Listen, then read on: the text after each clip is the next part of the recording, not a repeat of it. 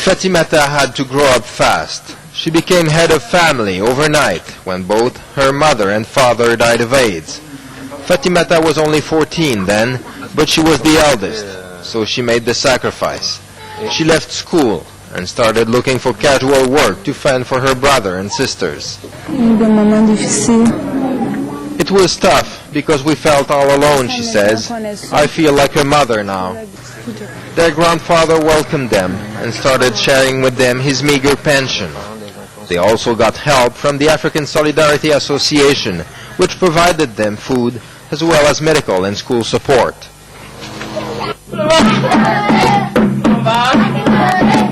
This local aid agency helps 800 kids orphaned by AIDS in Burkina Faso, offering them early learning, awareness training, and the opportunity to have a good time with other kids, in the hope of keeping these vulnerable children, indirect victims of AIDS, from becoming HIV positive.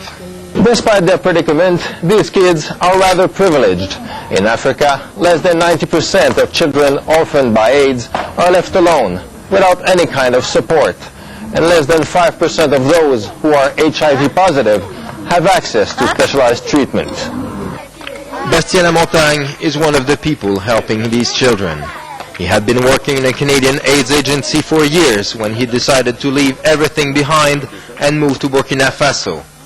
He now works for the African Solidarity Association. The trigger point was when he realized that this continent had the majority of the world's HIV-positive people and nowhere near enough resources to fight the disease. Quand je viens ici et que je sais que ces traitements-là sont disponibles quelque part avec les... I'm outraged when I see that drugs are available, but that these kids can't get any, he says. So I want to help change that situation. The association Bastien works for provides AIDS medicine to 17 children. Young Eric is one of them. He was born HIV positive, a legacy from his parents. They died of AIDS when he was 7. His Aunt Marie now takes care of him and helps him take the drugs he needs to survive. It's not easy because he doesn't like the smell of the syrup, she says, but she keeps encouraging him. However, she hasn't told Eric about his disease. She says it's to protect him from the look of others.